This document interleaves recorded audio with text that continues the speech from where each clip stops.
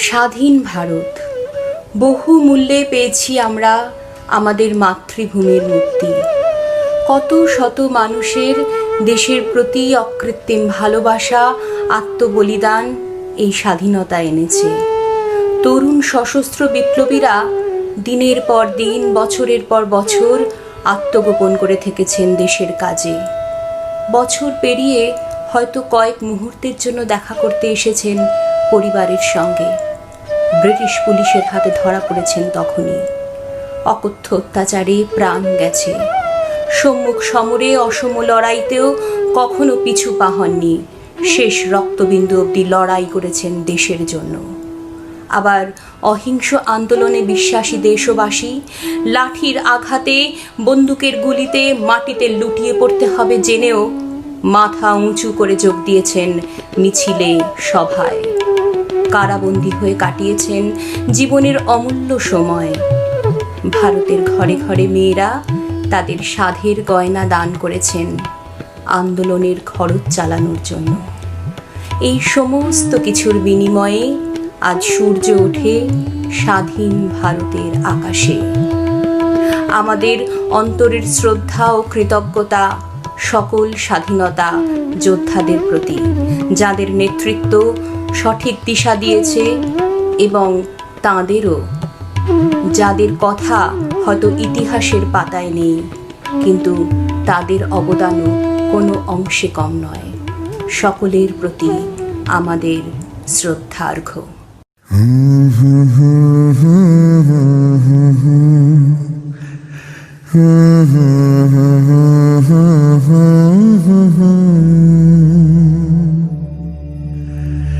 देश से है प्यार तो हर पल ये कहना चाहिए, मैं रहूं या ना रहूं भारत ये रहना चाहिए।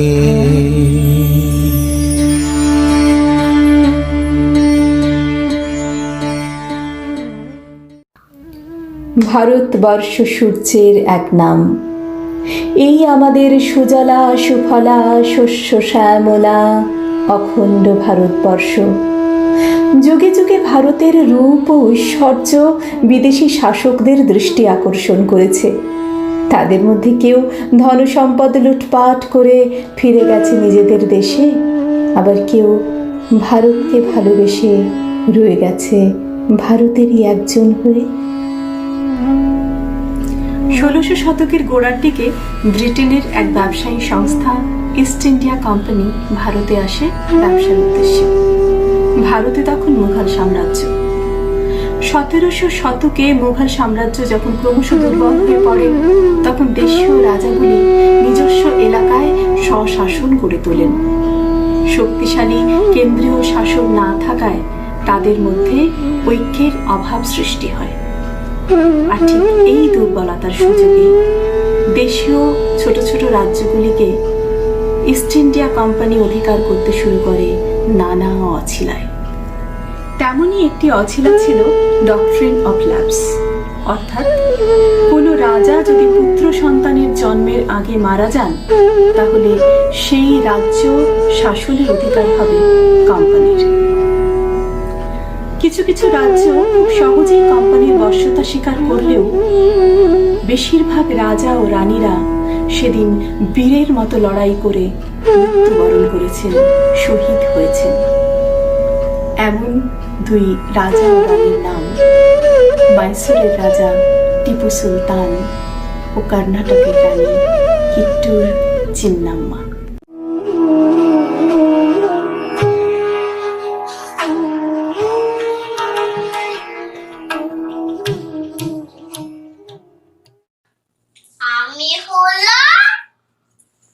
হায়দারামের পুত্র টিপু সুলতান। আমার জন্ম 1750 সালে। লোকে আমাকে বলে সেই মহিষুল। আমি মহিষুলের রাজা। আমি একজন বীর যোদ্ধা।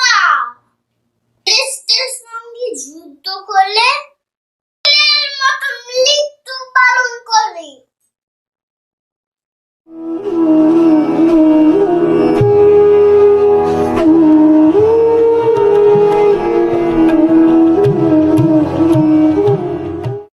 నన్ను రానిచ్చెనమ్మా నన్న ధైర్యశలియోధడా మీలపన్ని ముండువరిడి ఏ ఫిరంగి గలాను టుండుగలేగి కటాషి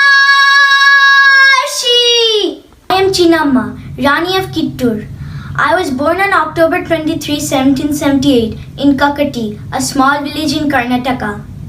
After the death of my son and husband in 1824, I adopted Shivalingappa and made him the heir to the throne. The East India Company did not like that. They objected the appointment of an adopted son as the heir and asked me to change my decision. I did not like the way they wanted me to bend to them, so I decided to fight against them. The British army, led by St. John Thackeray, was waiting outside our fort, threatening to open the gate. We surprised them by opening the gate and striking them suddenly. My soldiers and I fought the battle bravely. My bodyguard Balappa shot Thackeray dead. The British force became weak, several of the British soldiers were taken as prisoners, and we defeated the British army heavily. Doctrine of ল্যাপসের অছিলায় ধীরে ধীরে সম্পূর্ণ ভারত বিদেশি শাসকের হাতে চলে যেতে থাকে। দেশীয় রাজাদের মধ্যে ডক্ট্রিন অফ ল্যাপস নিয়ে অসন্তোষ ক্রমশ বাড়ছিল।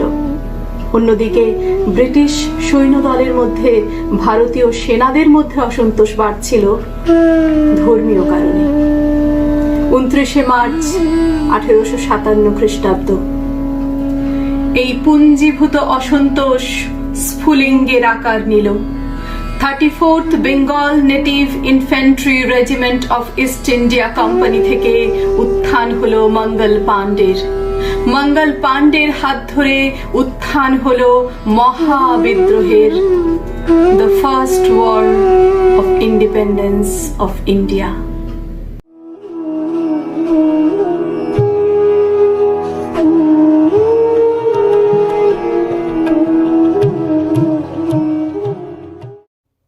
East India Company's loyal and brave sepoy, Mangal Pandey, bites off the cartridge and loads the new Enfield rifle.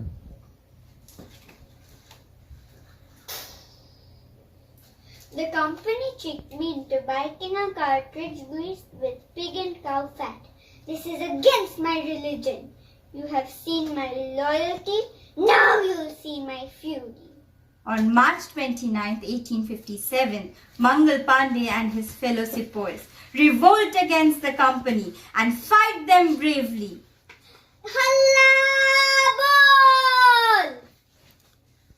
Outnumbered, Mangal Pandey is arrested, court-martialed, and sentenced to death.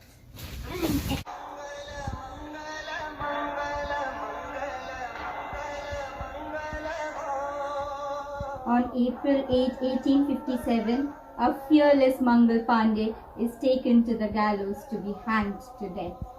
Inqilab Zindabad! Bharat Mata ki jai! Allah Bol!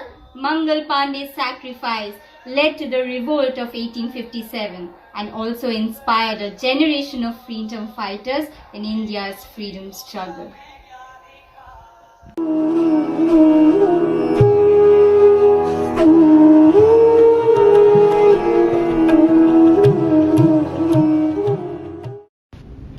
কট্টর ব্রাহ্মণ পরিবারের এক মারাঠি ব্রাহ্মণ রামচন্দ্র পাণ্ডুরাঙ্গা ইয়াওয়ালকার ওরফে তাঁতিয়া টোপে ঠিক এই সময় ভারতীয়দের নতুন করে স্বাধীনতার অর্থ শেখালেন।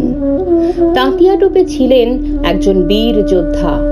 তার বুদ্ধি, সাহস ও সাংগঠনিক ক্ষমতা ছিল অসাধারণ। আমি তাঁতিয়া টোপে আমার জন্ম মহারাষ্ট্রের নাসিকের কাছে অবস্থিত ইয়োলা গ্রামে। আমি মারাঠা পেশোয়া বাজিরাওয়ের দত্তক কন্যা লক্ষ্মীবাইয়ের অস্ত্রশিক্ষাগুরু এবং দত্তক পুত্র নানা সাহেবের নিকট বন্ধু। বাজিরাওয়ের মৃত্যুর পর নানা সাহেবকে বঞ্চিত করে ইস্ট ইন্ডিয়া কোম্পানি বিধুর অধিকার করে। এই অন্যায়ের প্রতিবাদে বন্ধু নানা সাহেবের সঙ্গে আমি কোম্পানির বিরুদ্ধে যুদ্ধ ঘোষণা করি। তখন দেশ জুড়ে বিদ্রোহের আগুন জ্বলছে। আমাদের সঙ্গে যুদ্ধে সামিল হয়ে কোম্পানির বিদ্রোহী সিপাহীরা। কানপুরের যুদ্ধে আমরাই জয়লাভ করি। ব্রিটিশ সৈন্যদের কানপুরে 20 দিন বন্দি করে রাখা হয়। ব্রিটিশদের বিরুদ্ধে জয়লাভ করতে গেলে আমাদের ঐক্যবদ্ধ হয়ে লড়তে হবে। তাই আমি নিজে সৈন্যদল গড়ে তুলে সমগ্র ভারতের বিদ্রোহী রাজাদের একজোট করে যুদ্ধে সাহায্য করতে থাকি।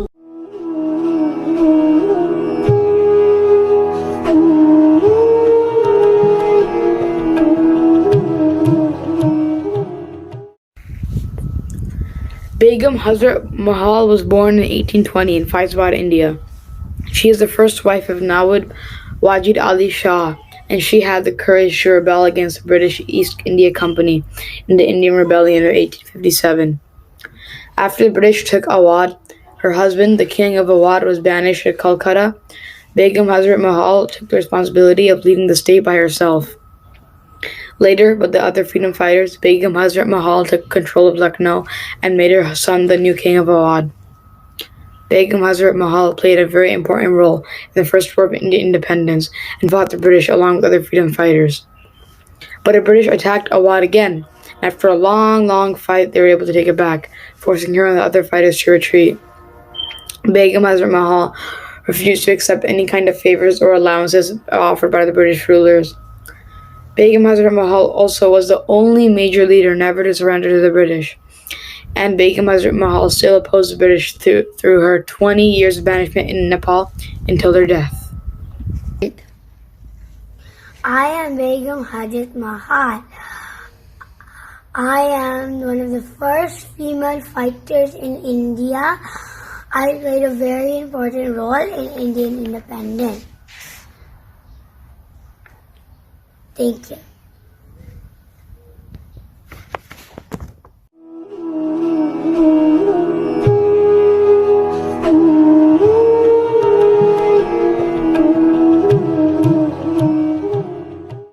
বর্তমান উত্তরপ্রদেশের ঝাঁসির কাছে অবস্থিত ভোজরা গ্রামের এক দরিদ্র দলিত পরিবারে আমার জন্ম। আমি ঝলকারি বাই।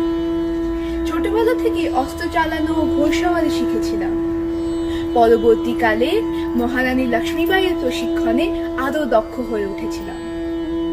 আমার স্বামী পুরন সিং ছিলেন মহারানী লক্ষ্মীবাইয়ের সৈন্যদলের একজন সাধারণ সেনা। মহারানী লক্ষ্মীবাইয়ের সঙ্গে আমার চেহারা এক বিস্ময়কর সাদৃশ্য ছিল। অল্প সময়ের মধ্যেই আমি হয়ে উঠলাম মহারানী লক্ষ্মীবাইয়ের প্রধান উপদেষ্টা ও তার মহিলা সেনানী দুর্গা দলের সেনা প্রধান। 1857 সালের মহাবিদ্রোহের সময় যখন ফিল্ড মার্শাল হিউ হেনরি রোজ আচমকা ঝাঁসির প্রাসাদে আক্রমণ করলেন, তখন মহারানী ও তার সন্তানকে রক্ষা করার জন্য আমি মহারানী লক্ষ্মীবাইয়ের ছদ্মবেশে ব্রিটিশ সেনাদের সঙ্গে লড়াই করে শহীদ হই।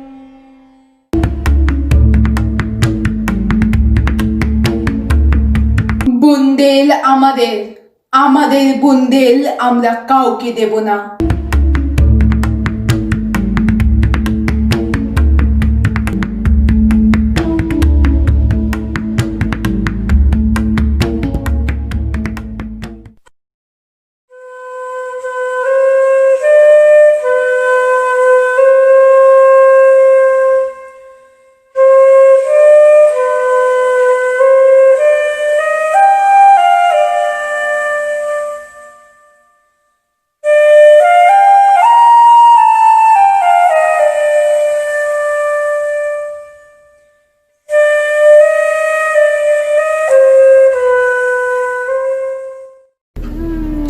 সুযোগে রানী তার পুত্র দামোদর রাওকে নিয়ে নিরাপদে কালপিতে গিয়ে তাঁতিয়া টোপের সাহায্যে ব্রিটিশদের বিরুদ্ধে নতুন সেনাবাহিনী গড়ে তোলেন।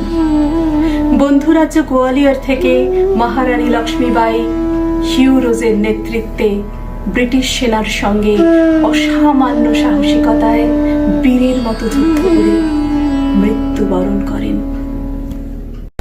देश से है प्यार सब कुछ मिट गया, अब किसके लिए लड़ेंगे हम लड़ेंगे ताकि आने वाली पीढ़ियां अपनी आजादी का उत्सव मनाए। मुझे सौगंध भारत है मुझे, भूलू ना एक क्षण तुझे, रक्त की हर बूंद तेरी है, तेरा अर्पण तुझे।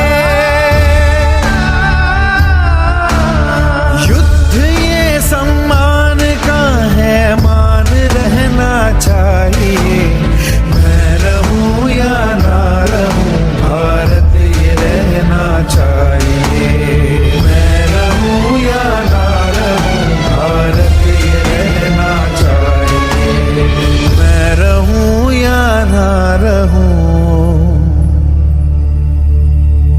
তাঁতিয়া টোপে আরও কিছুকাল পরে 18ই এপ্রিল 1859 খ্রিস্টাব্দে মধ্যপ্রদেশের শিবপুরীতে ধরা পড়েন এবং তাঁর ফাঁসি হয়।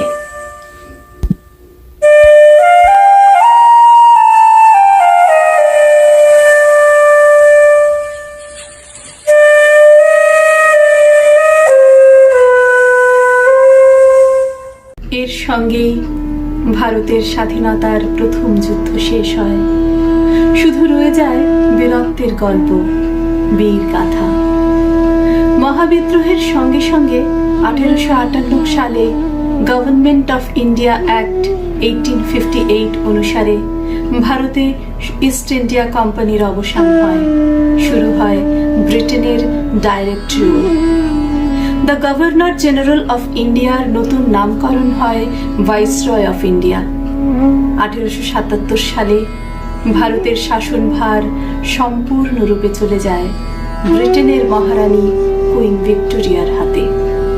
তার উপাধি হয় এমপ্রেস অফ ইন্ডিয়া। 1857 সিপাহী বিদ্রোহ দমনের পর ইংরেজরা ভারতবর্ষের শাসন নিজেদের বজ্র মুষ্টিতে ধারণ করে। দেশীয় রাজারা প্রায় সকলেই ইংরেজদের আধিপত্য মেনে নেয়, কেউ স্বেচ্ছায়, কেউ নিরুপায় হয়ে। সাধারণ মানুষও মেনে নেয়। তবু এই বিদেশি শাসন তথা শোষণের বিরুদ্ধে মানুষের মনের মধ্যে কোথাও ক্ষোভ দানা বাঁধতে থাকে। ভারতবর্ষের বিভিন্ন অঞ্চলে বিক্ষিপ্ত ঘটনায় সে ক্ষোভের বহিঃপ্রকাশ হতে থাকে। তবু বহুদিন পর্যন্ত এই ক্ষোভ কোনো জন আন্দোলনের আকার নেয়নি। এমন করেই কেটে যায় অর্ধ শতাব্দী। এরপর চলে আসব 1905 খ্রিস্টাব্দে। 1905 লর্ড কার্জন তখন দোর্দণ্ড প্রতাপ ভাইসরয় অফ ইন্ডিয়া।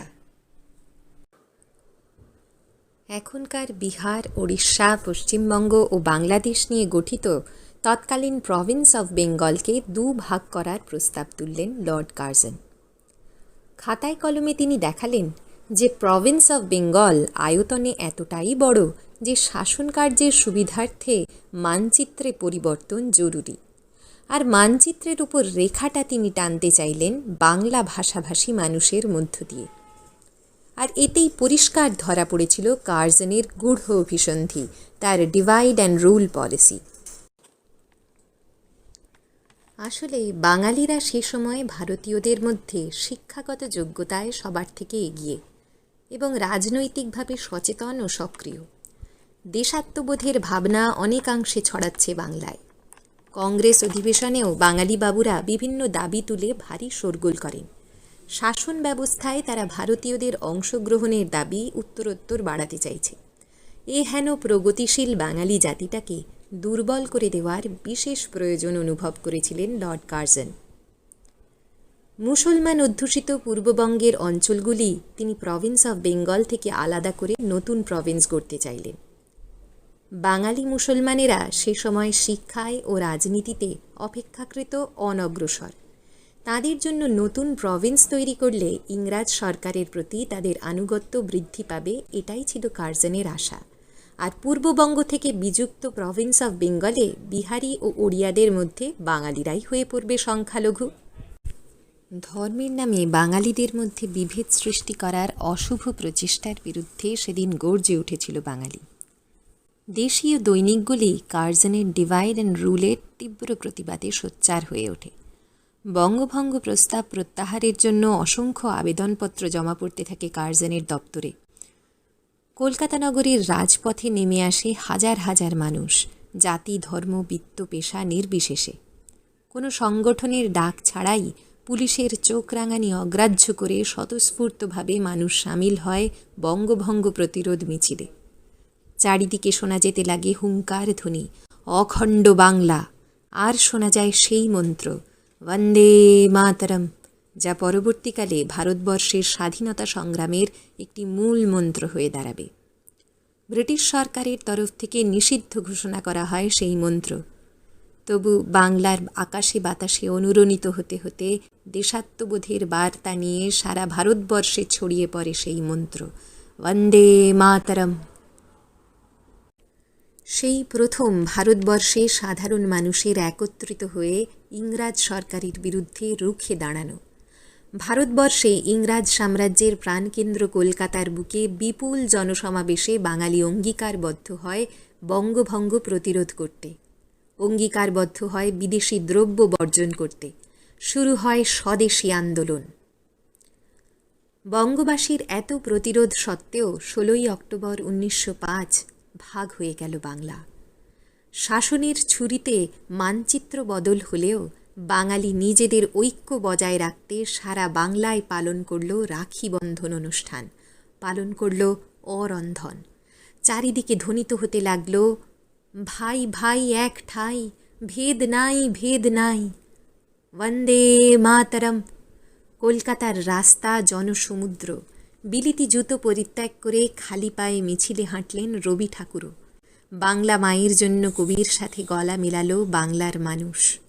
বাংলার মাটি, বাংলার জল, বাংলার বায়ু, বাংলার ফল, পুণ্য হোক, পুণ্য হোক, পুণ্য হোক হে ভগবান। 16ই অক্টোবর 1905 পর বঙ্গভঙ্গ প্রত্যাহারের দাবিতে আন্দোলন চালিয়ে যেতে থাকে বাঙালি।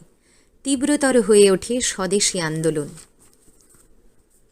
রবি ঠাকুর, দ্বিজেন্দ্রলাল রায়, রজনীকান্ত সেন, চারণকবি মুকুন্দ দাস, বাংলার কবিরা এই আন্দোলনে বিশেষ ভূমিকা পালন করেছিলেন। তাঁদের গান মানুষের মুখে মুখে ছড়িয়ে স্বদেশপ্রেমের ও আন্দোলনের বার্তা পৌঁছে দিত বঙ্গদেশের ঘরে ঘরে। রাজনৈতিক চালটা ভালোই খেলেছিলেন লর্ড কার্জন, তবু তার হিসেবে কোথাও একটা ভুল হয়েছিল। তিনি বুঝতে পারেননি বাঙালির ইচ্ছা অনিচ্ছার দাম না দিয়ে তাদের ওপর বঙ্গভঙ্গের সিদ্ধান্ত আরোপ করবার পরিণাম কি হতে পারে। যে জাতিটার দুর্বল হয়ে যাওয়ার কথা ছিল, বছরের পর বছর ধরে তারা আন্দোলন চালিয়ে যেতে লাগলো। ওদের বাঁধন যতই শক্ত হবে ততই বাঁধন টুটবে, মোদের ততই বাঁধন টুটবে।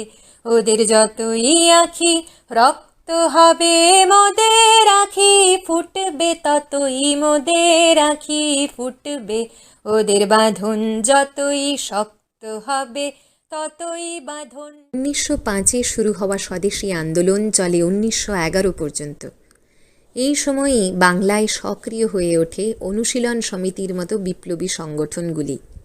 বাংলার যুবকরা প্রশাসনের বিরুদ্ধে নিজেদের হাতে অস্ত্র তুলে নিতে শুরু করে। ইন্ডিয়ান ন্যাশনাল কংগ্রেসেও অরবিন্দ ঘোষ, বাল গঙ্গাধর তিলক, লালা লাজপত রায়ের মতো নেতাদের হাত ধরে ভাবধারায় পরিবর্তন আসতে শুরু করে। যে কংগ্রেস আগে শুধুমাত্র ছোটোখাটো আর্জি পেশ করত ইংরেজ সরকারের কাছে, সেখানে স্বাধীন ভারতের স্বপ্নের বীজ প্রথিত হয়। বছরের পর বছর ধরে চলা আন্দোলনের চাপে ব্রিটিশদের বঙ্গভঙ্গ প্রত্যাহার করতে হয় এবং ব্রিটিশ সাম্রাজ্যের রাজধানী স্থানান্তরিত হয় কলকাতা থেকে সুদূর দিল্লিতে।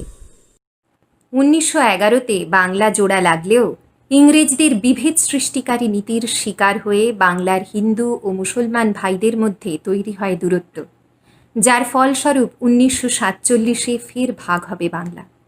তবু বাঙালির এই গর্জে ওঠা দেশের ইতিহাসে রয়ে গেছে এক দৃষ্টান্ত হয়ে, অনুপ্রেরণা হয়ে। এই বিপ্লবী ক্রিয়াকর্মের আঁচ, এই স্বদেশী আন্দোলনের আঁচ ছড়িয়ে পড়ে সারা ভারতবর্ষ জুড়ে। ভারতবর্ষে ইংরেজ সাম্রাজ্য পতনের যেন সেই শুভ সূচনা।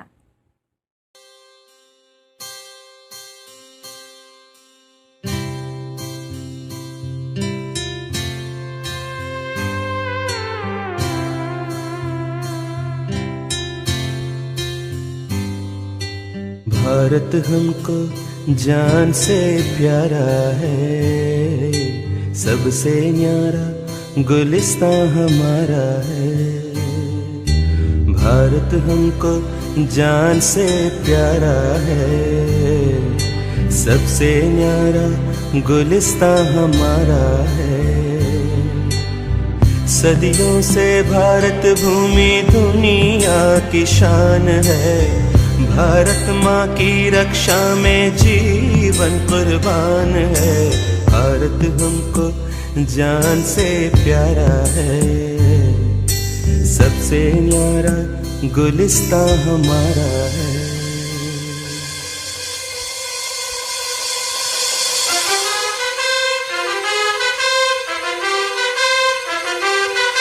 उजड़े नहीं अपना चमन, टूटे नहीं अपना वतन, मुर्दा है ना कर दे कोई, बर्बाद ना कर दे कोई।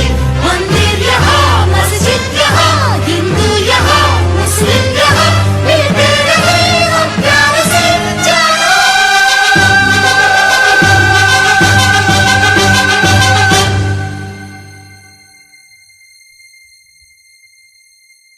हिंदुस्तानी नाम हमारा है, सबसे प्यारा देश हमारा है। हिंदुस्तानी नाम हमारा है, सबसे प्यारा देश हमारा है। जन्मभूमि है हमारी शान से कहेंगे हम, सब ही तो भाई भाई प्यार से रहेंगे हम। हिंदुस्तानी नाम हमारा है।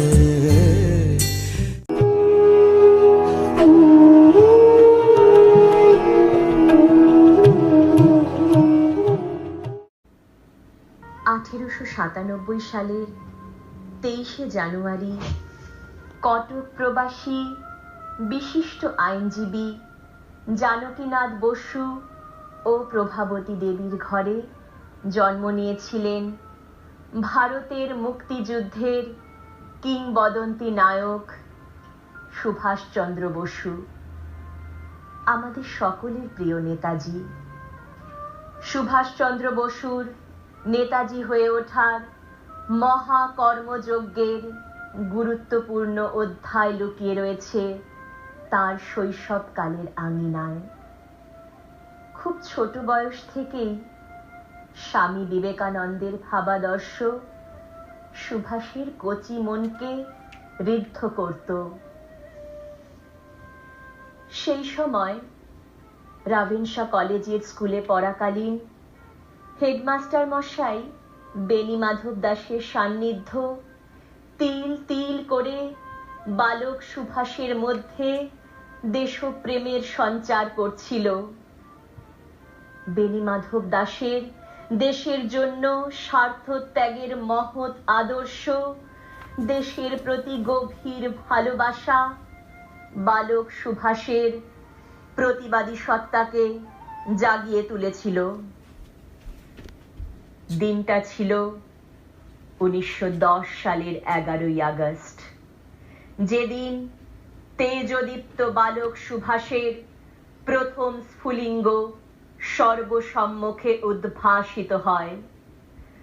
মাত্র 11 বছর বয়সে বলিষ্ঠ কণ্ঠে শহীদ ক্ষুদিরাম বসুর উদ্দেশ্যে অনশন ঘোষণা করেছিল সুভাষ। অত অল্প বয়সেই সেই বজ্র কঠিন দৃঢ়তা সুভাষের সহপাঠীদেরও উদ্বুদ্ধ করেছিল।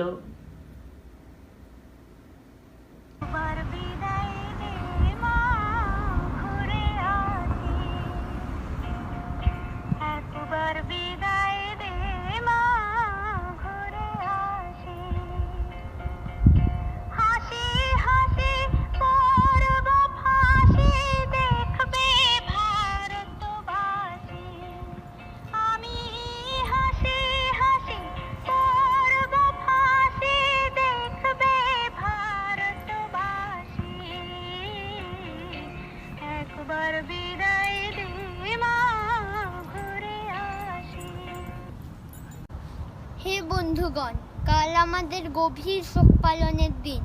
আজ থেকে 2 বছর আগে 1908 সালের 11ই আগস্ট দেশমাতার জন্য নিজেকে উৎসর্গ করেছিলেন শহীদ ক্ষুদিরাম বসু। তার এই মহৎ ত্যাগের কথা স্মরণ করে কাল আমরা সারাদিন অনশন করব। কেউ কিচ্ছু খাবো না সারাদিন, কেউ খেতে দিলেও খাবো না। আমাদের এই সংকল্প যেন সম্মিলিত প্রচেষ্টায় অটুট থাকে।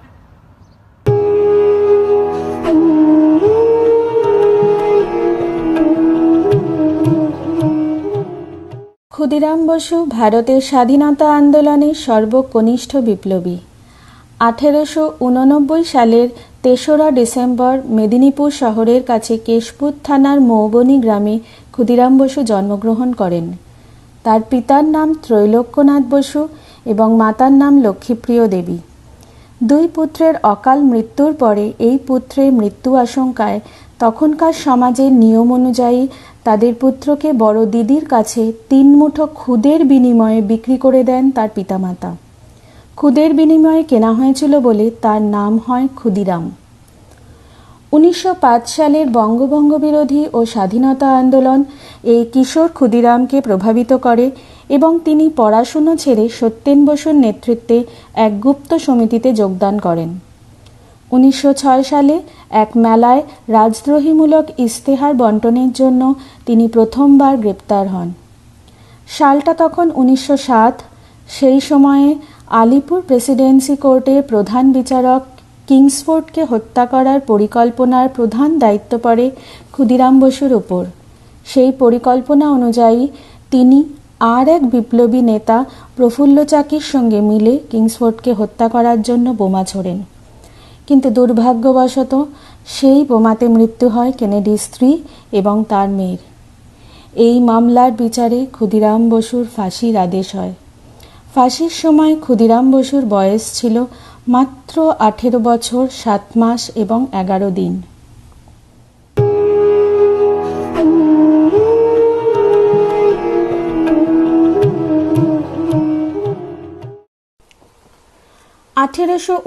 সালের 7ই ডিসেম্বর কুষ্টিয়া জেলার কয়া গ্রামে জন্মগ্রহণ করেন বিপ্লবী নেতা যতীন্দ্রনাথ মুখোপাধ্যায়।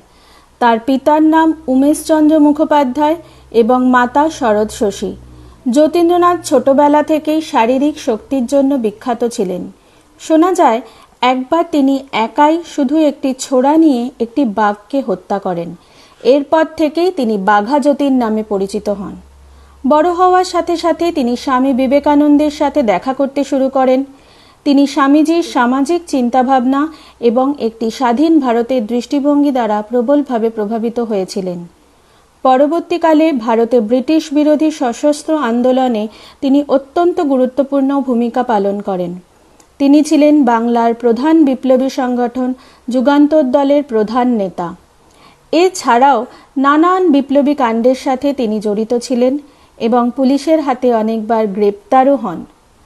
তিনি প্রথম বিপ্লবী যিনি বুঝতে পেরেছিলেন ইংরেজদের সাথে লড়তে গেলে অস্ত্রের প্রয়োজন। তাই তিনি জার্মানি থেকে অস্ত্র আনার ব্যবস্থা করেছিলেন। সেই অস্ত্র সংগ্রহণের জন্য যতীন্দ্রনাথ তার 4 জন সঙ্গী চিত্তপ্রিয় রায়চৌধুরী, মনোরঞ্জন সেনগুপ্ত, নীরেন্দ্রনাথ দাশগুপ্ত ও জ্যোতিষচন্দ্র পালের সঙ্গে বালেশ্বরে উপস্থিত হন। কিন্তু দুর্ভাগ্যবশত এক গুপ্তচর মারফত সেই খবর পৌঁছে যায় পুলিশ কমিশনার চার্লস টেগার্টের কাছে। টেগার্ট সশস্ত্র পুলিশ বাহিনী নিয়ে হাজির হন এবং সেইখানে বুড়িবালামের তীরে তাদের সাথে যুদ্ধ হয় এই 5 বিপ্লবী নেতার। তাতে গুরুতর আহত হন বাঘা যতীন। পরে হাসপাতালে শেষ নিঃশ্বাস ত্যাগ করার সময় তিনি হেসে বলেছিলেন, এত রক্ত ছিল শরীরে, ভাগ্যক্রমে প্রতিটি বিন্দু অর্পণ করে গেলাম দেশমাতার চরণে।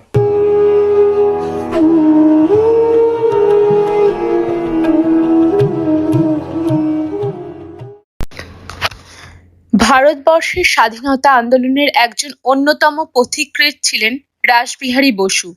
বিপ্লবী রাসবিহারী বসুর জন্ম 1886 সালের 25শে মে বর্ধমান জেলার সুবলদহ গ্রামে। ডুপ্লেক্স কলেজের অধ্যাপক চারুচন্দ্র রায় এর কাছ থেকেই তার বিপ্লবী শিক্ষার পাঠ শুরু হয়। 1908 সালে আলিপুর বোমা ষড়যন্ত্র মামলায় তিনি জড়িত ছিলেন। পরবর্তীতে বাঘা যতীনের সংস্পর্শে এসে উনি যুগান্তর দলেও যোগ দেন এবং এই দলের সঙ্গে বিপ্লবী কার্যকলাপ চলতে থাকে ব্রিটিশ শাসনের বিরুদ্ধে। 1915 সালে গদর ষড়যন্ত্র মামলায় অসফল হয়ে রাসবিহারী বসু ব্রিটিশ পুলিশের কাছ থেকে পালিয়ে জাপানে পৌঁছান। এরপর জাপানে তিনি সমস্ত দক্ষিণ পূর্ব এশিয়ার ভারতীয়দের সংঘবদ্ধ করে ব্রিটিশ সরকারের বিরুদ্ধে ইন্ডিয়ান ইন্ডিপেন্ডেন্স লীগ স্থাপন করেন, যা পরবর্তীতে ইন্ডিয়ান ন্যাশনাল আর্মি বা আজাদ হিন্দ ফৌজ নামে পরিচিত। 1942 খ্রিস্টাব্দে রাসবিহারী বসু নেতাজি সুভাষচন্দ্র বসুকে আজাদ হিন্দ ফৌজের সভাপতি নিযুক্ত করেন। সেই সময়ের কবি লেখকরাও তাঁদের সৃষ্টির মধ্যে দিয়ে জনমানসে চেতনা জাগিয়েছিলেন। রবীন্দ্রনাথ একবার তার অনুজ প্রতিম নজরুলকে লেখেন, যুদ্ধে প্রেরণা জোগানোর কবিও তো চাই। সেই প্রেরণা কবি নিজেও জুগিয়েছিলেন তার সৃষ্টির মধ্যে দিয়ে তার স্বদেশ পর্যায়ের গানগুলিতে আপামর বাঙালি জাতির জন্য। এবার তোর মরা গানে বান এসেছে, জয় মা বলে আশা তোরে। এবার তোর মরা গানে বান এসেছে, জয় মা বলে আশা তোরে। ওরে রে ওরে মাঝি, কোথায় মাঝি প্রাণপণে ভাই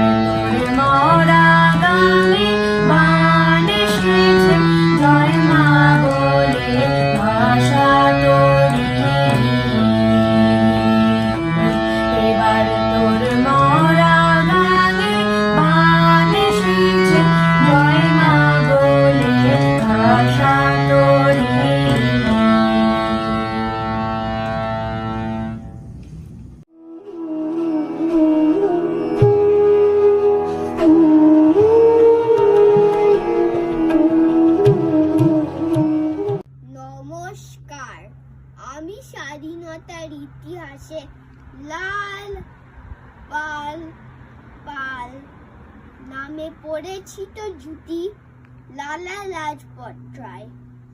আমাকে অনেকে পাঞ্জাব কেসারি বলেও চেনে। আমি মনে করি যেই সরকার নিজের প্রজার উপর অত্যাচার করে সেই সরকার সভ্য সরকার নয়। মনে রাখবে, সেই সরকার বেশি দিন ক্ষমতায় থাকবে না। আমাদের উপর ছোড়া একটা গুলি ইংরেজ সরকারের কফিনের একটা নেল হয়ে উঠেছে।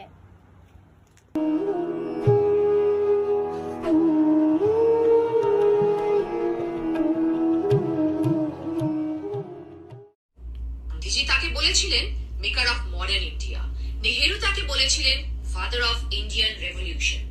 ভারতের স্বাধীনতা সংগ্রামের ইতিহাসে তিনি অসহযোগ আন্দোলনের প্রথম প্রতিকৃত। লোকমান্য বাল গঙ্গাধর তিলক মনে করতেন স্বরাজ আমাদের জন্মগত অধিকার এবং সে অধিকার সর্বতোভাবে অর্জন করা আমাদের ধর্ম। তার সম্পাদনায় দুটি স্বদেশী পত্রিকা, মারাঠিতে কেশরী এবং ইংরেজিতে দ্য মারাঠা, দেশের জনগণকে স্বাধীনতা সম্পর্কে সচেতন করতে বিশেষ ভূমিকা নিয়েছিল। ব্রিটিশ সাম্রাজ্যবাদের বিরুদ্ধে লেখার জন্য তিলক একাধিকবার কারাবন্দী হয়েছেন, প্রত্যেকবার ফিরে এসেছেন আরো দৃঢ় সংকল্প নিয়ে।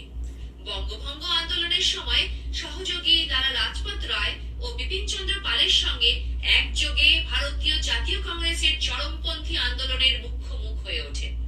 1917 সালে তার বলিষ্ঠ দাবি freedom is my birth right পরবর্তী প্রজন্মের সকল স্বাধীনতা সংগ্রামীকে অনুপ্রেরণা দিয়েছে, দেশে ও বিদেশে ছড়িয়ে দিয়েছে ভারতীয়দের স্বাধীনতার আকাঙ্ক্ষা। Freedom is my birthright. I will not be old as long as it is alive within me. This feeling of freedom. No weapon can cut this. No fire can burn it. No water can drown it. And no wind can blow it. We are asking for home rule and we will get it. The science of politics teaches us that we cannot achieve through slavery what we can through home rule. Political progress is the pillar of a nation. I want to invoke your soul that yearns for freedom, which will only happen through political progress. I want to destroy the superstition of slavery that has blinded your spirit. This superstition is the reason why you're being led down by ignorant, conniving, and selfish people. There are two sides to the science of politics. While one is celestial, another is demonic. The slavery of any nation is a demonic side. There cannot be a moral justification for this. A nation which might justify this is sinful in the sight of God. Some bravely oppose this demonic side of oppression, while some who cannot, never be able to declare what is harmful to them.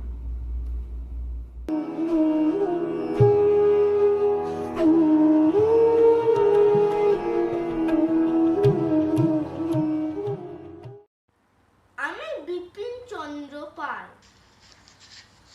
1858 সালে পূর্ব বাংলার সিলেটে এক কায়স্থ পরিবারে আমার জন্ম হয়। 1879 সালে একটা উচ্চ বিদ্যালয়ে প্রধান শিক্ষক হিসাবে চাকরি জীবন শুরু করেছিলাম।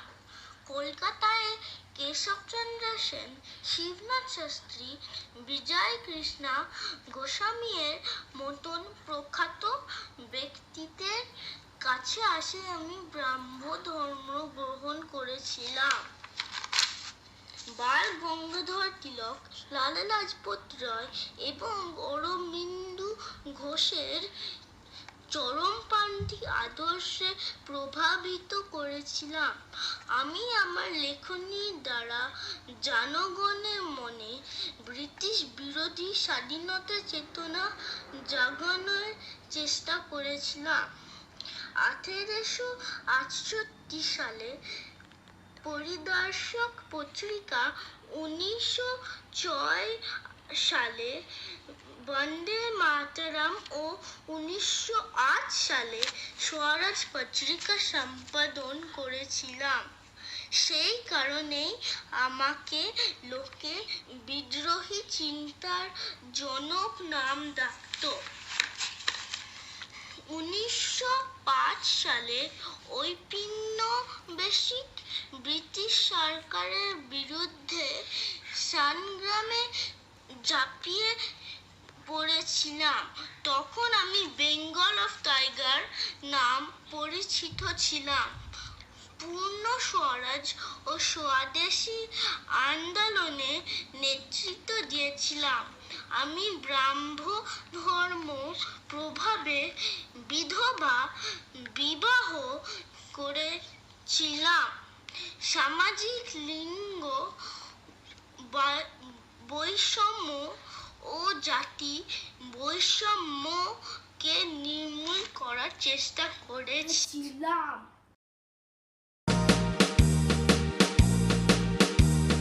কারা রইল কপাট, ভেঙে ফেল কর লোপাট, রক্ত জমাট শিকল পূজার পাষাণ ভেদি। কারা রইল কপাট, ভেঙে ফেল কর লোপাট, রক্ত জমাট শিকল পূজার পাষাণ ভেদি। ওরে ও তরু নিশান, বাজা তোর প্রলয় বিষান, ধ্বংস নিশান উড়ুক প্রাচীর প্রাচীর ভেদি। ওরে ও তরু নিশান, বাজা তোর প্রলয় বিষান, ধ্বংস নিশান উড়ুক প্রাচীর প্রাচীর ভেদি। কারা রইল কপাট, ভেঙে ফেল কর লোপাট, রক্ত জমাট শিকল পূজার পাষাণ বেদি। গাজনের বাজনা বাজা, কে মালিক কে সে রাজা। গাজনের বাজনা বাজা, কে মালিক কে সে রাজা। কে তাই সাজা মুক্ত স্বাধীন সত্য কেড়ে, কে তাই সাজা মুক্ত স্বাধীন সত্য কেড়ে। হা হা হা পায় যে হাসি, ভগবান পড়বে ফাঁসি, সর্বনাশী শিখায় এহীন তথ্য কেড়ে। হা হা হা পায় যে হাসি, ভগবান পড়বে ফাঁসি, সর্বনাশী শিখায় এহীন তথ্য কেড়ে। কারা রইল কপাট, ভেঙে ফেল কর লোপাট, রক্ত জমাট শিকল পূজার পাষাণ বেদি। ওরে ও পাগলা ভোলা, দেরে দে প্রলয় দোলা। ওরে ও পাগলা ভোলা, দেরে দে প্রলয় দোলা। গারদ গুলা জোরসে দৌড়ে হ্যাচ কাটানে, গারদ গুলা জোরসে দৌড়ে হ্যাচ কাটানে। মার হাক হায়দারি হাক, কাঁদেনে দুন্দুবি ডাক, ওরে ডাক মৃত্যুকে ডাক জীবন পানে। কারা রইল কপাট, ভেঙে ফেল করলে লোপাট, রক্ত জমাট শিকল পূজার পাষাণ বেদি। নাচে ওই কাল বৈশাখী, কাটাবি কাল বৈশাখী। নাচে ওই কাল বৈশাখী, কাটাবি কাল বৈশাখী। দেরে দেখি ভীমকার আর ওই ভিত্তি নারী, দেরে দেখি ভীমকার আর ওই ভিত্তি নারী। লাঠিমার ভাঙড়ে তালা, যত সব বন্দিশালায় আগুন জ্বালা, আগুন জ্বালা ফেল পারি। লাঠিমার ভাঙড়ে তালা, যত সব বন্দিশালায় আগুন জ্বালা, আগুন জ্বালা ফেল পারি। কারা রইল কপাট, ভেঙে ফেল করলে লোপাট, রক্ত জমাট শিকল পূজার পাষাণ বেদি। কারা রইল কপাট, ভেঙে ফেল করলে লোপাট, রক্ত জমাট শিকল পূজার পাষাণ বেদি। ওরে ও তোর নিশান, বাজা তোর প্রলয় বিষান, ধ্বংস নিশান উড়ুক প্রাচীর প্রাচীর বেদি।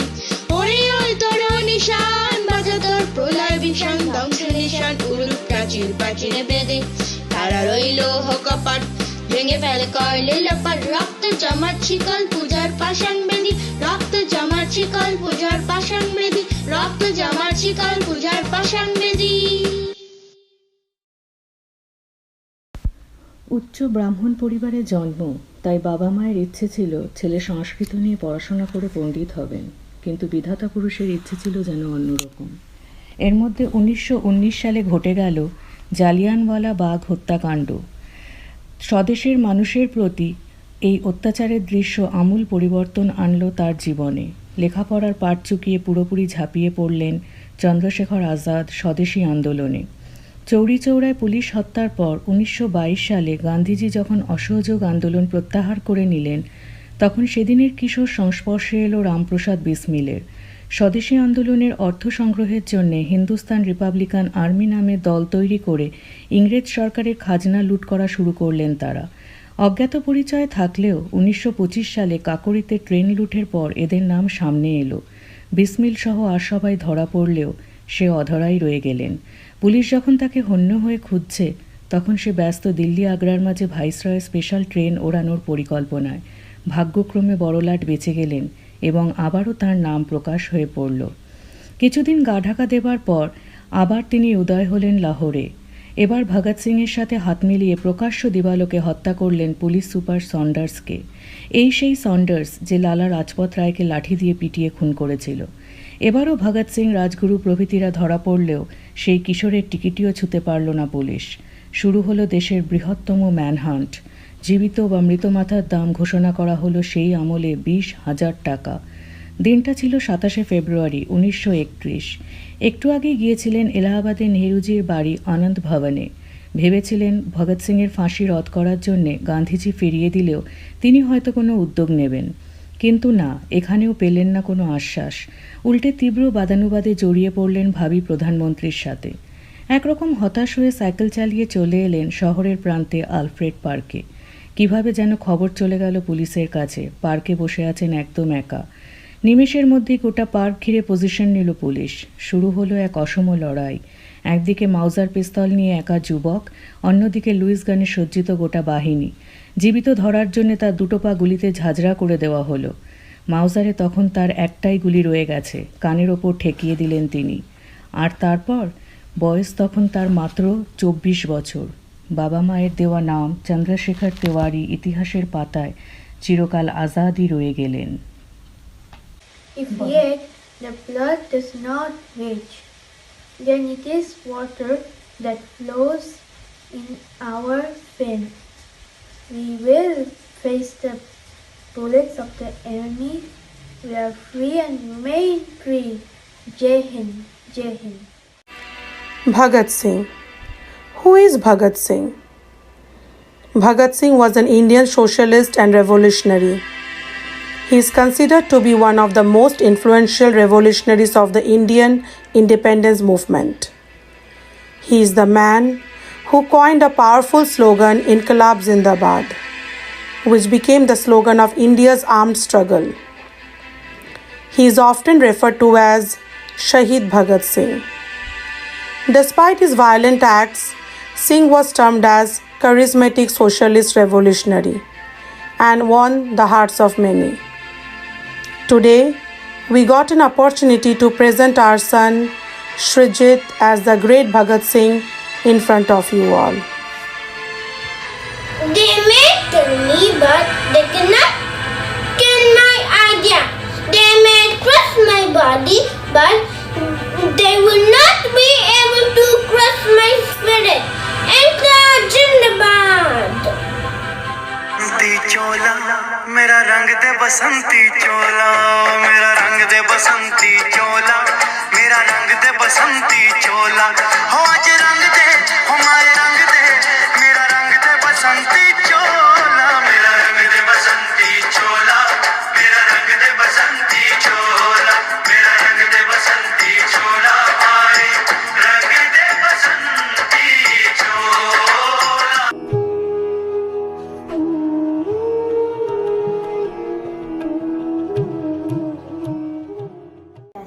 তার মানুষ কন্যা, চট্টগ্রামের মেয়ে আমি। পরিবার আর জীবনের চেয়ে দেশ আমার অনেক দামি। 1912 সালে 5ই মে অবিভক্ত ভারতের চট্টগ্রামের ধলঘাট গ্রামে জগৎবন্ধু ও প্রতিভা দেবীর কোল আলো করে এলো ভবিষ্যতের প্রথম বিপ্লবী মহিলা শহীদ রানী প্রীতিলতা ওয়াদ্দেদার। প্রীতিলতা যখন সদ্য কৈশোরে পা রেখেছে, তখন চট্টগ্রামের বিপ্লবীরা মহাত্মা গান্ধীর অসহযোগ আন্দোলনে সক্রিয় হচ্ছিলেন মাস্টারদার সূর্য সেনের নেতৃত্বে। 1923 সালের 13ই ডিসেম্বর প্রকাশ্য দিবালোকে টাইগার পাসের মোড়ে সরকারি অর্থ লুটের জন্য তাদের ট্রেন ডাকাতি মনে করিয়ে দেয় উত্তরপ্রদেশের কাঁকড়ির ঘটনা। ফলস্বরূপ সূর্য সেনের গ্রেপ্তারি প্রীতিলতার মনে জাগায় অনেক প্রশ্ন, যার উত্তর সে পায় তার প্রিয় শিক্ষিকা উষাদির কাছে, এবং গভীরভাবে অনুপ্রাণিত হয় ঝাঁসির রানী লক্ষ্মীবাইয়ের জীবনী পড়ে। কিছুকাল পরে পরোক্ষভাবে সেও জড়িয়ে পড়ে আন্দোলনে। আমি আপনার দলে, এই বিপ্লবে আমি যোগ দিতে চাই। অনেক দিন ধরে মহিলা কংগ্রেসের জন্য কাজ করছো, তাহলে এই সশস্ত্র বিপ্লব কেন?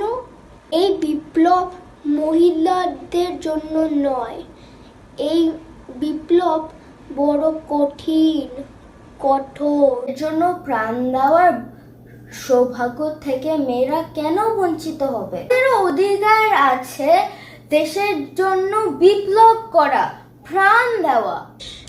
আমরা চট্টগ্রাম অস্ত্রগার লুণ্ঠনের পরিকল্পনা করছি।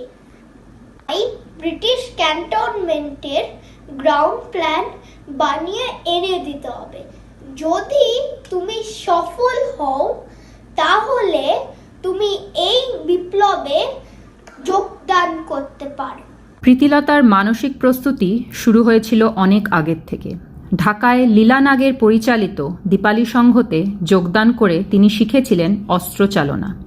কলকাতায় বেথুন কলেজে পড়াকালীন মাস্টারদার অনুমতিতে বিপ্লবের কাজে সামিল হয়ে বন্দি বিপ্লবীদের চিঠি আদান প্রদান ও কলকাতা থেকে বিস্ফোরক বহনের কাজেও যুক্ত হন প্রীতিলতা। 1932 সাল চট্টগ্রাম যুব বিদ্রোহের অন্যতম পরিকল্পনা ছিল অত্যাচারী শাসকদের প্রমোদাগার, পাহাড়তলি ইউরোপিয়ান ক্লাব আক্রমণ, যা 2 বছর ধরে নানা কারণে বাস্তবায়িত করা যায়নি। প্রীতিলতা, আমাদের বেশিরভাগ সাথী বন্দী হয়েছে, তাই পাহাড়তলি ইউরোপিয়ান ক্লাব অ্যাটাক করার নেতৃত্ব তোমাকেই করতে হবে। মাস্টারদা। 1932 সালের 23শে সেপ্টেম্বর পুরুষের ছদ্মবেশে প্রীতিলতা রাত আনুমানিক 10:45 সময় তার অনুগামীদের নিয়ে ক্লাব আক্রমণ করেন। সফল সংগ্রামের শেষে এক ইংরেজ মিলিটারি অফিসারের গুলিতে তিনি আহত হন। আহত অবস্থায় ব্রিটিশের হাতে ধরা পড়ে তিনি বিপ্লবীদের বিপদের কারণ হবেন না, তাই সহযোদ্ধাদের নিরাপদে সরে যাবার নির্দেশ দিয়ে তিনি পটাশিয়াম সায়ানাইড গলদ্ধকরণ করেন আর হলেন স্বাধীনতা সংগ্রামের প্রথম মহিলা বিপ্লবী শহীদ। 17 ফেব্রুয়ারি রাতে সূর্য সেন এবং ব্রজেন সেনকে চট্টগ্রাম জেলে নেওয়া হয়। সূর্য সেনের বন্দী হওয়ার খবর সংবাদপত্রে প্রকাশিত হয়। বিচারে সূর্য সেনকে ফাঁসির সাজা শোনানো হয়। জেলে বন্দি থাকাকালীন একজন ম্যাথর সূর্য সেনের চিঠি ময়লার টুকরিতে করে অন্য বন্দীদের পাচার করত। তার শেষ চিঠিতে মাস্টারদা লিখেছিলেন, Ideal and unity is my farewell message. Rope is hanging over my head. Death is knocking at my door. Mind is soaring towards eternity. This is a time for sadhana. This is a time for preparation to embrace death as a friend. নতুন শতাব্দীর শুরু থেকেই স্বাধীনতা আন্দোলনে উত্তাল হয়ে ওঠে সমস্ত দেশ। ফাঁসির মঞ্চ দ্বীপান্তরিত হবার ভয় তুচ্ছ করে সশস্ত্র আন্দোলন জোরদার হয়ে ওঠে। 1915 সালে গান্ধীজি যোগ দেন ভারতের স্বাধীনতা আন্দোলনে। তার নেতৃত্বে আইন অমান্য আন্দোলন ব্রিটিশ শাসনের ভিত নড়িয়ে দেয়। এরই মধ্যে সুভাষচন্দ্র উঠে আসেন দেশের প্রথম সারির নেতারূপে। বেশ কিছুদিন গান্ধীজি এবং সুভাষচন্দ্র একই সঙ্গে কাজ করেছেন। তাদের লক্ষ্য ছিল এক, কিন্তু তারা ছিলেন ভিন্ন পথের পথিক। নিজের বিশ্বাসের পথ অবলম্বন করে দেশের বাইরে গিয়ে যুদ্ধের পরিকল্পনা করেন সুভাষচন্দ্র। রাসবিহারী বসুর কাছ থেকে আজাদ হিন্দ ফৌজের দায়িত্ব নিয়ে নিপুণ নেতৃত্বে আঘাত হানেন ব্রিটিশের বিরুদ্ধে। অন্যদিকে গান্ধীজির নেতৃত্বে অহিংস আন্দোলন এবং ভারত ছাড়ো আন্দোলনের তীব্রতায় ভারতের সম্পূর্ণ স্বাধীনতা প্রাপ্তি হয়ে ওঠে শুধুমাত্র সময়ের প্রতীক্ষা।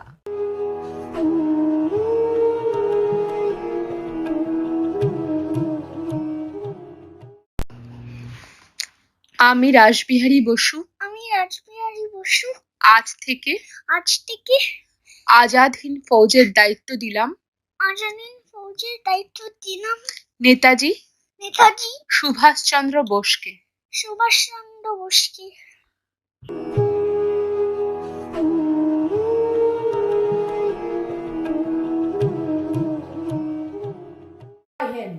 My name is Netaji Subhash Chandra Bose, and I am the leader of the Indian National Army, Azad Hind Fauj. Azad Hind Fauj means the Free Indian Army. Azad Hind Fauj was founded by me In 1942, Japanese occupied Singapore during World War II. The main goal of me and my freedom fighters was to liberate and drive out the foreign powers from India and surrounding territories. Before me, my good friend Mohan Singh founded the INA, Indian National Army. This was collapsed and disbanded in late 1942. The INA associated themselves with Japan, which made many people accuse them of war crimes, as Japan was doing many of them before. The INA did not get the status of freedom fighter from our Indian government, but many saw them, including me, as patriots. When it was disbanded, I got the responsibility and revitalized our army. Main reason why INA fell because it relied too heavily on Japanese assistance. My army had about 45,000 soldiers willing to fight for our great country India's freedom. In the height of our war, our army had one goal: to free India, and do that by driving out the British Raj. Me and my freedom fighters thought that everyone should be involved in the freedom struggle. No matter your caste, religion, gender, or creed, you will get equal treatment and chances. This also led to me founding the women's regiment called Jhansi Ki Rani Regiment. I opposed colonialism and found Britain hypocritical, fighting for democracy, but did not extend those rights to the colonial subjects in India. I said the famous words when first leading the army: "Give me blood and I shall give you freedom." My words were very combative and urged all of India to stand up and fight for freedom. I got so many people to join our freedom cause because of these famous words. The British Army was also made up partially of Indian soldiers, and I convinced them to join for us. My good friend Gandhiji thought of a more peaceful approach, but still supported me and called me the patriot of patriots. Me and him had different views. He was hostile to industrialization, while I supported it as the only way to make India strong and self-sufficient. And I very heavily disapproved the racist practices Germany was doing, though. And this was my presentation on Netaji Subhash Chandra Bose. I hope you liked it, everyone.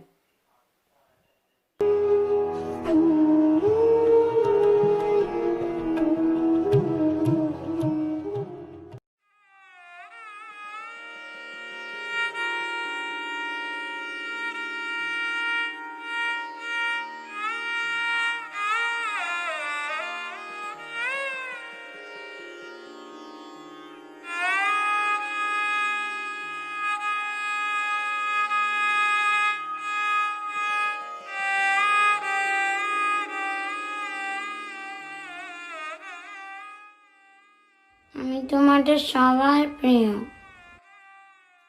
Deshbandhu Chittaranjan Das.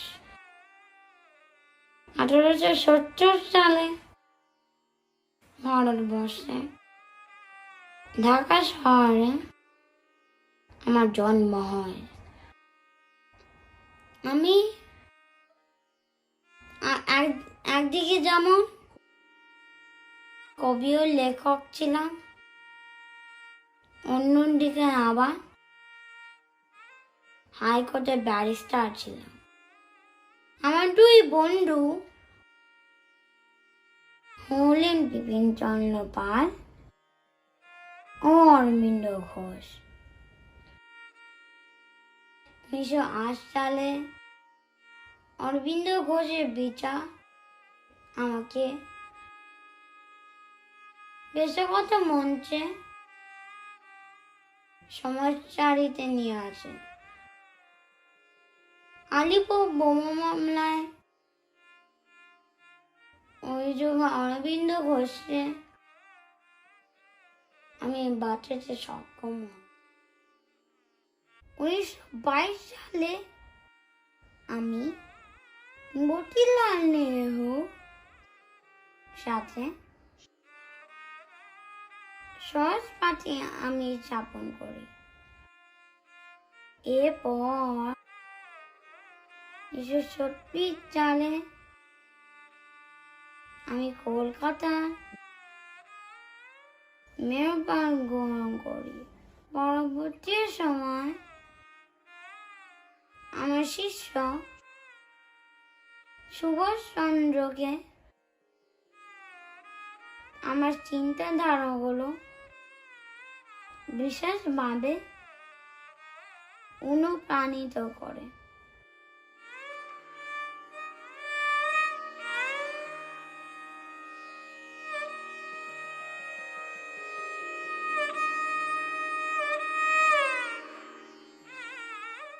1925 সালে দার্জিলিং শহরের মাত্র 54 বছর বয়সে চিত্তরঞ্জন দাশের মৃত্যু হয়। ওনার মৃত্যুর পর বিশ্বকবি রবীন্দ্রনাথ ঠাকুর লিখেছিলেন, এনেছিলে সাথে করে মৃত্যুহীন প্রাণ, মরণে তাহাই তুমি করে গেলে দান।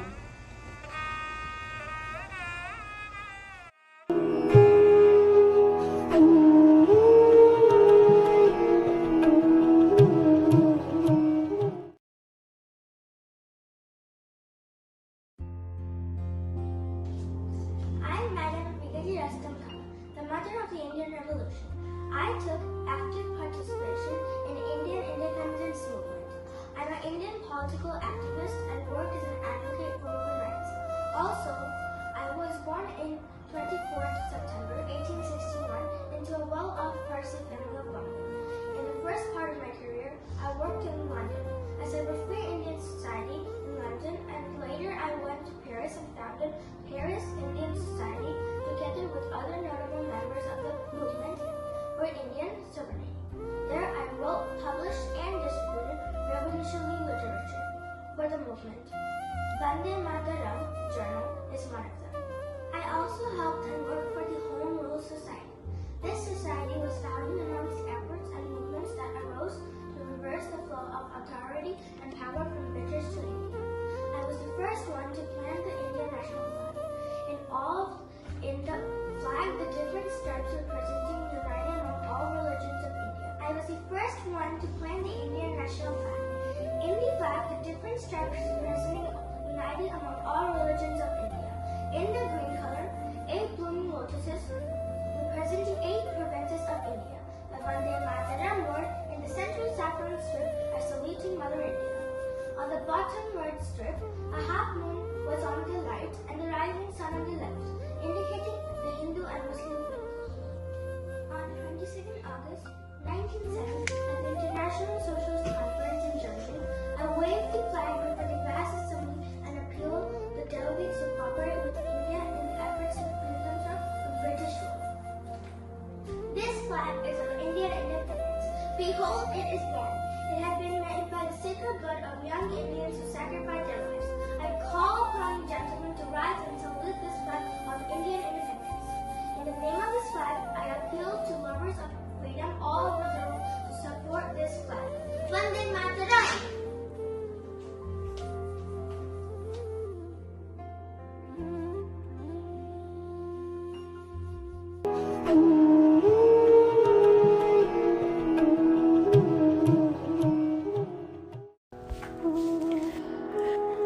উনিশশো 10-এ যখন হিন্দ স্বরাজ বইটি লিখি, তখনও ভারতের স্বাধীনতা সংগ্রামের সঙ্গে আমার প্রত্যক্ষ যোগাযোগ ছিল না। সেই বইতে ছিল আমার বিশ্বাসের কথা, ভারতবাসী যদি অহিংস পথে ব্রিটিশ শাসনের সঙ্গে অসহযোগিতার পথ বেছে নেয়, তাহলে বিদেশি শাসনের পতন অনিবার্য। লন্ডন থেকে আইন পাশ করে দক্ষিণ আফ্রিকায় কর্মসূত্রে ছিলাম 21 বছর। সেখানেও অহিংস পথে লড়াই করেছি বর্ণ বিদ্বেষের বিরুদ্ধে। 1915-তে ভারতের স্বাধীনতা সংগ্রামে যোগদান এবং পরবর্তীতে অহিংস আন্দোলনের পুরোধা হয়ে সেই বিশ্বাসের পথেই হেঁটেছি। 30 বছরেরও কিছু বেশি সময়ের লড়াইয়ে আইন অমান্য আন্দোলন, বিদেশি জিনিস বর্জন, ডান্ডি লবণ সত্যাগ্রহ, ভারত ছাড়ো আন্দোলনে সঙ্গে পেয়েছি প্রায় সমস্ত দেশবাসীর সমর্থন। এইসব আন্দোলনে আমার দেশবাসী সয়েছে লাঠির আঘাত, লুটিয়ে পড়েছে বুলেটের আঘাতে, তবুও আমরা অহিংসা আর সত্যের পথ থেকে সরে আসিনি। ভারতবাসীর এই অহিংস জেদের কাছে মাথা নুইয়েছে ব্রিটিশ শাসন, এসেছে আকাঙ্ক্ষিত স্বাধীনতা। তিনি ছিলেন জাতির জনক। রবীন্দ্রনাথ ঠাকুর তাঁকে প্রথম অভিহিত করেন মহাত্মা বলে। দেশবাসীকে স্বাধীনতা যুদ্ধে উদ্বুদ্ধ করতে তাঁর মন্ত্র ছিল, Do or die, करेंगे या मारेंगे।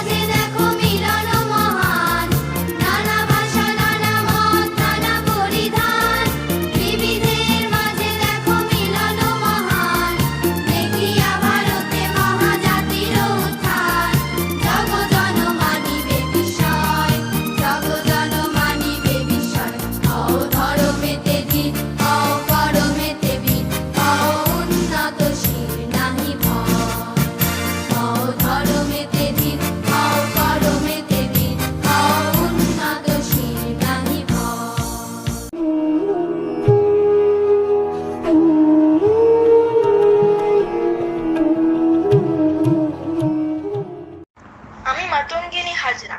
1869 সালে মেদিনীপুর জেলায় তমলুকের কাছে আলিলার নামে একটা ছোট গ্রামে এক দরিদ্র কৃষকের পরিবারে আমার জন্ম হয়। 18 বছর বয়সে বিধবা হওয়ার পর আমার জীবনে একমাত্র লক্ষ্য ছিল আমার মাতৃভূমিকে ব্রিটিশ শাসনের শিকল থেকে মুক্ত করা। মহাত্মা গান্ধীর রাজনৈতিক মতাদর্শে বিশ্বাসী হয়ে স্বাধীনতার সংগ্রামে ঝাঁপিয়ে পড়েছিলাম। লোকে আমাকে গান্ধীপুরি বলে ডাকতে লাগলো। 1932 সালে আইন অমান্য আন্দোলনে যোগ দিয়েছিলাম। ব্রিটিশ পুলিশরা লবণ সত্যাগ্রহ মিছিলে আমাকে গ্রেফতার করেছিল। আমি তখন 6 মাস বহরমপুর জেলায় ও কিছুদিন হিজলি বন্দি নিবেশে থাকার সময় বন্দীদের স্বাধীনতার লক্ষ্যে উদ্বুদ্ধ করতাম। সেদিন ছিল 1942 সালের 29 সেপ্টেম্বর। আমি তখন 73 বছরের গান্ধীপুরি। ভারত ছাড়ো আন্দোলনে উদ্বুদ্ধ হয়ে একটা স্বাধীন রাষ্ট্র প্রতিষ্ঠা করার উদ্দেশ্যে তমলুক থানার সামনে 6000 স্বেচ্ছাসেবকের মিছিলে আমি নেতৃত্ব দিয়েছিলাম। সেই মিছিলে আমি অসংখ্য নারীদের যোগদানে উদ্বুদ্ধ করেছিলাম। পুলিশের 144 ধারা উপাখ্যান করে মিছিলে এগিয়ে চলার সময় বন্দে মাতরম উচ্চারণ করতে করতে আমাদের তিরঙ্গ পতাকাকে ধুলোয় মিশিয়ে যাওয়ার থেকে প্রাণপণ চেষ্টা করেছিলাম। বন্দে মাতরম, বন্দে মাতরম, বন্দে মাতরম।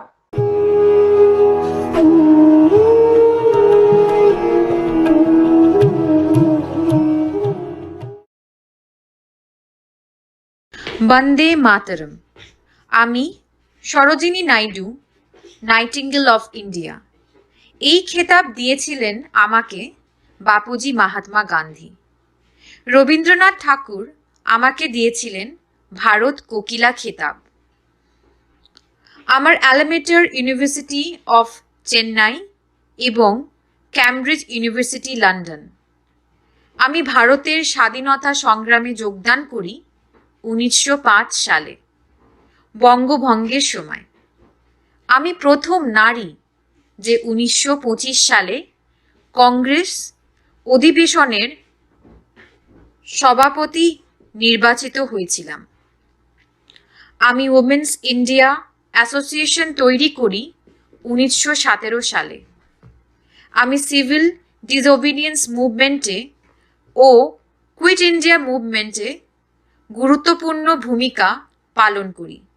সেই কারণে অনেকবারই আমাকে ব্রিটিশ পুলিশ গ্রেপ্তার করে ও আমি প্রায় 21 মাস জেলে কাটাই। স্বাধীনতা প্রাপ্তির পরে আমি উত্তরপ্রদেশের গভর্নর নিযুক্ত হই, ভারতের প্রথম মহিলা গভর্নর হিসেবে। আমি স্বাধীনতা সংগ্রামী ছিলাম এবং ছিলাম কবি। শেষ করছি আমার কবিতা দ্য গিফট অফ ইন্ডিয়া থেকে কিছু লাইন্স আবৃত্তি করে।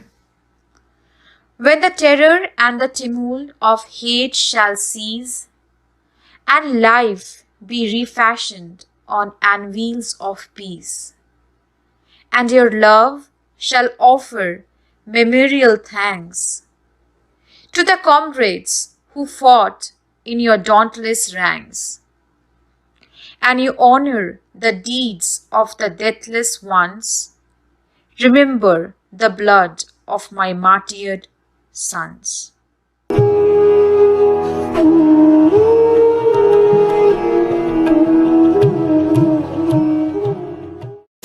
তখন আমার বছর 10 বয়স। বাবা, মা আর বোনের সঙ্গে থাকি পাঞ্জাবে। সবাই বলতো সুচেতা এত লাজুক, বড় হয়ে কি যে করবে। কিন্তু ওই সময়ের একটা ঘটনা আমূল বদলে দিল আমার দৃষ্টিভঙ্গি আর স্বভাব। ভারতের স্বাধীনতার দাবিতে শান্তিপূর্ণভাবে সভা চলছিল জালিয়ানওয়ালা বাগের মাঠে। নির্বিচারে গুলি চালিয়ে হত্যা করা হয় সেখানে যোগ দিতে আসা সাধারণ মানুষকে। ছোটরাও অবধি রেহাই পায়নি। এই ঘটনায় ব্রিটিশ শাসকের ওপরে আমার রাগ আর ঘৃণা এত বেড়ে গিয়েছিল যে আমাদের সঙ্গে খেলতে আসা কয়েকটা অ্যাংলো ইন্ডিয়ান ছেলে মেয়ের ওপরে আমার বিদ্বেষ উগরে দিই। আরও একটু বড় হয়ে অবশ্য বুঝি গান্ধীজির নেতৃত্বে অহিংস আন্দোলনের পথই আমার পথ। সেই মতো পড়াশোনা শেষ করে ঝাঁপিয়ে পড়ি স্বাধীনতার আন্দোলনে। ভারতের বিভিন্ন প্রান্তে সভা করে সমস্ত মেয়েদের স্বাধীনতার আন্দোলনে শরিক হতে উদ্বুদ্ধ করি। সামিল হয়েছিলাম ভারত ছাড়ো আন্দোলনে, যে স্বাধীনতার স্বপ্ন দেখতে দেখতে হাজার হাজার দেশপ্রেমিক হাসতে হাসতে প্রাণ দিয়েছেন, জেল খেটেছেন, দ্বীপান্তরিত হয়েছেন। সেই স্বপ্ন চোখের সামনে সত্যি হতে দেখেছি। স্বাধীনতার মুহূর্তে সমস্ত জাতির প্রতিভু হয়ে দেশ মাতাকে শ্রদ্ধা জানিয়ে গেয়েছি বন্দে মাতরম। আমি সুচেতা কৃপালানি।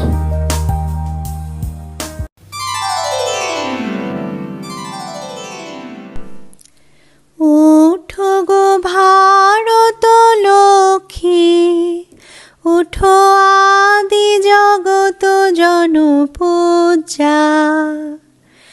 দুঃখ দৈন সবনাশী, কর দূরিত ভারত লজ্জা।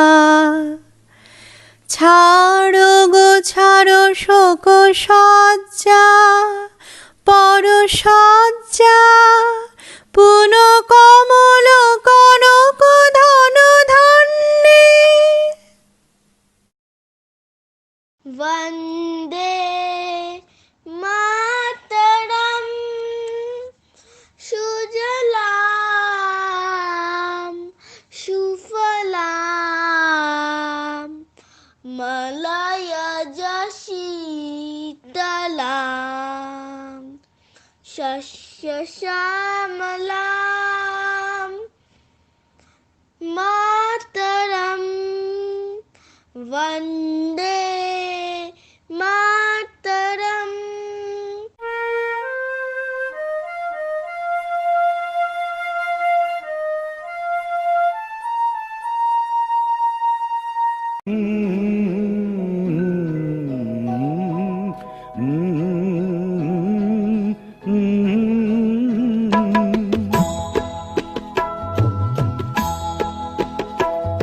हमारी मुट्ठी में आकाश सारा, जब भी खुलेगी चमकेगा तारा। हमारी मुट्ठी में आकाश सारा, जब भी खुलेगी चमकेगा तारा। कभी ना ढले जो वो ही सितारा, दिशा जिससे पहचान संसार सारा।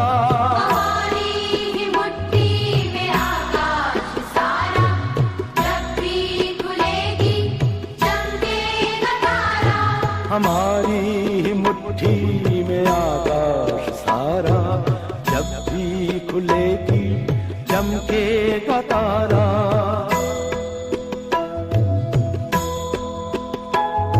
हथेली पे रेखाएं हैं सब अधूरी, किसने लिखी है नहीं जानना है। सुलझाने उनको न आएगा कोई, समझना है उनको ये अपना करम है।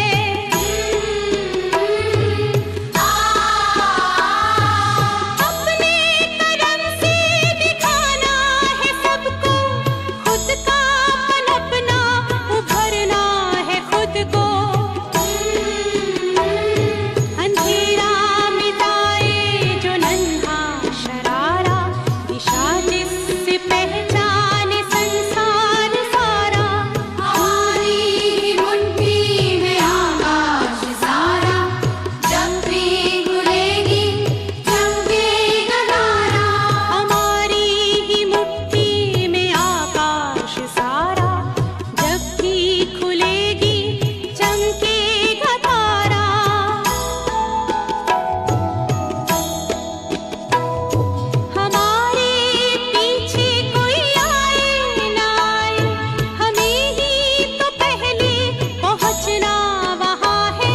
हमारी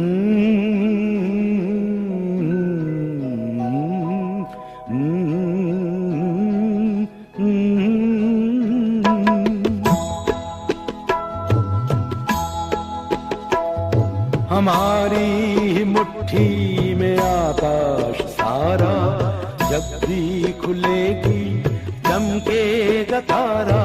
हमारी ही मुट्ठी में आकाश सारा, जब भी खुलेगी चमकेगा तारा। कभी ना ढले जो वो ही सितारा, दिशा जिससे पहचान संसार सारा।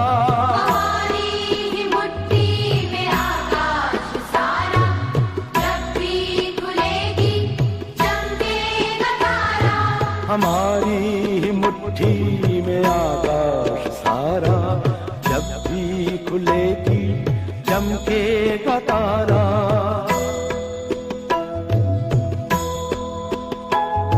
हथेली पे रेखाएं हैं सब अधूरी, किसने लिखी है नहीं जानना है। अरे पीछे कोई आए न आए, हमें ही तो पहले पहुंचना वहां है।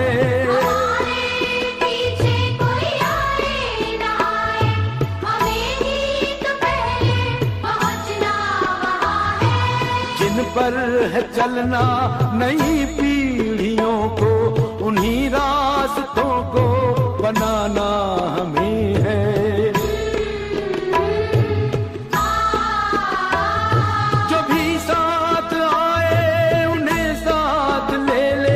अगर ना कोई साथ दे तो अकेले सुलगा के खुद को मिटाने अंधेरा, दिशा जिससे पहचाने संसार सारा।